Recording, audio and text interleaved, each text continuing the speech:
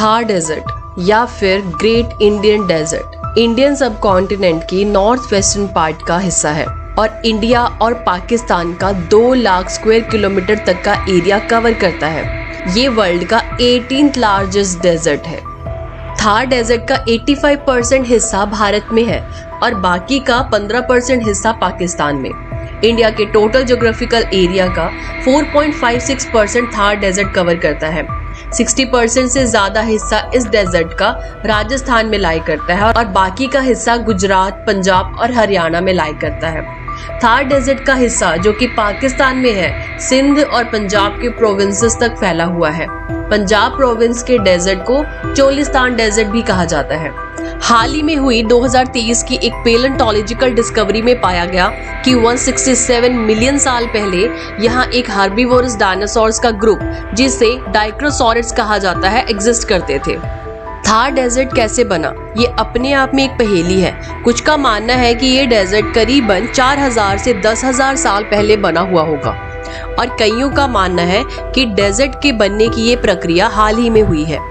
माना ये भी जाता है कि 8000 से 10,000 साल पहले घग्गर हाकरा नदी का एक पेलियो चैनल, जिसे सरस्वती नदी के पेलियो चैनल के रूप में पहचाना जाता है, सतलुज को मिलने के बाद नारा नदी में बहने लगता है। नारा नदी, जो कि इंडस रिवर का एक डेल्टा चैनल है, रास्ता बदल लेती है और घग्गर हाकरा को एक मॉनसून फेड रिवर्स के सिस्टम के रूप में बदल देता है, जो कि समुद्र तक नहीं पहुंच पाता है और अब यही थार डेजर्ट के रूप में जाना जाता है। थार डेजर्ट के बनने के पीछे एक एंशिएंट स्टोरी भी है, जिसके अकॉर्डिंग रामायण में अपने वनवास के दौरान भगवान राम ने थार डेजर्ट बनाया था। माता सीता को ढूंढने के लिए भगवान राम को आज के टाइम का रामेश्वरम से लेकर लंका तक का सफर तय करना था और इसी रास्ते में था एक बहुत बड़ा समुद्र।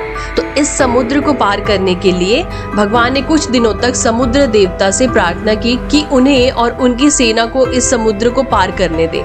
और जब समुद्र देवता ने भगवान राम जी की इस प्रार्थना को नहीं सुना, तो भगवान को मजबूरन अपना दिव्य अस्त्र निकालना पड़ा और समुद्र को सुखा देने का आदेश दिया। और इससे डरकर समुद्र देवता ने भगवान राम से क्षमा मांगी और प्रार्थना की कि वे ऐसा ना करें। पर तीर तो कमान से निकल चुका था, तो कहीं ना कहीं तो निशाना लगाना ही था।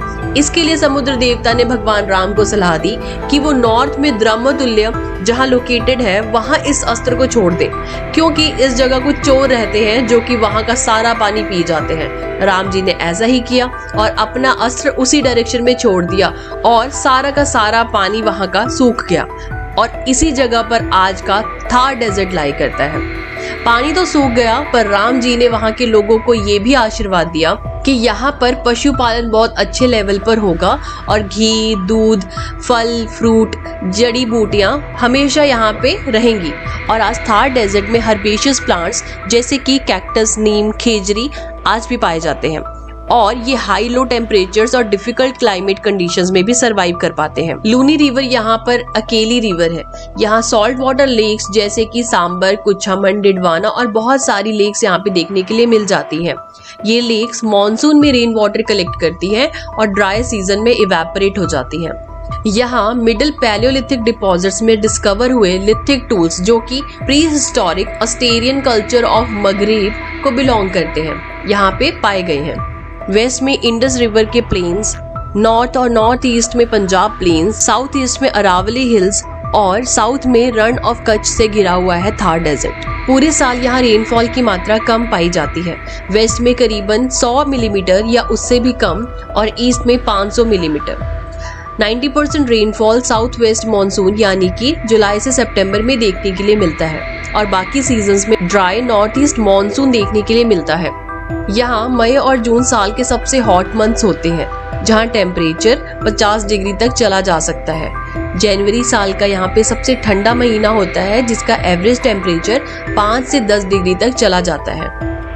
मई और जून के महीने में आपको यहाँ पे डस्ट स्टॉर्म्स और डस्ट रेजिंग विंड, जिनकी स्पीड 140 से 150 किलोमीटर पर आवर हो सकती है, देखने के लिए मिल जाती है। ये डेजर्ट बहुत से वाइल्ड एनिमल्स का घर है, जैसे कि लेपर्ड, एशियाटिक वाइल्ड कैट, चौसिंघा, चिनकारा, Bengal desert fox, black buck और रेप्टाइल्स के भी बहुत सारे स्पीसीज हमें यहाँ देखने के लिए मिल जाते हैं। यहाँ इस्लाम और हिंदुज्म दोनों ही धर्मों के लोग मिलते हैं।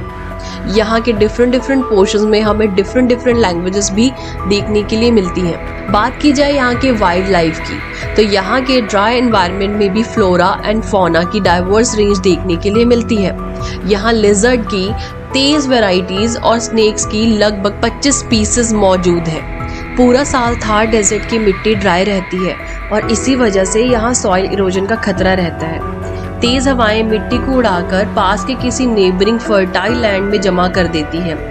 इस प्रॉब्लम को सॉल्व करने के लिए यहाँ विंड ब्रेक बैरियर्स लगाए जाते हैं और जो सैंड ड्यून्स हैं उन पर पेड़ पौधे लगा दिए जाते हैं। 649 किलोमीटर लंबी इंदिरा गांधी कनाल थार डेजर्ट में फ्रेश पानी पहुंचाने का काम करती है। ये डेजर्ट को फर्टाइल एरियाज तक फैलने से भी बचा कर रखती है। एक्सट्रीम वेदर कंडीशंस के बावजूद भी यहाँ लोग घूमने जाते हैं क्योंकि यहाँ की कुछ प्राइम अट्रैक्शंस हैं जो लोगों को अपनी ओर खींचती हैं, जैसे कि सैम सैंड ड्यून्स। ये जैसलमेर के पास स्थित है।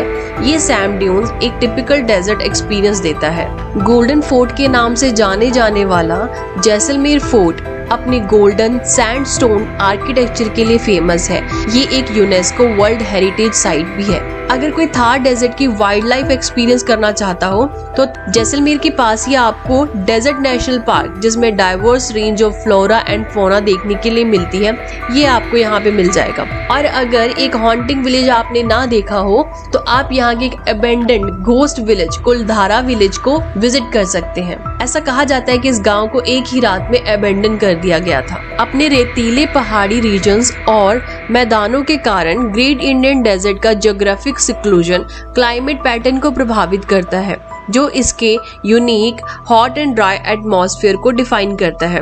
मानसून के बादलों के राजस्थान के डेजर्ट में पहुंचने से पहले थार के आसपास का इकोसिस्टम बादलों में पहुंचाई गई सारी बारिश को सक्सेसफुली कलेक्ट कर लेता है।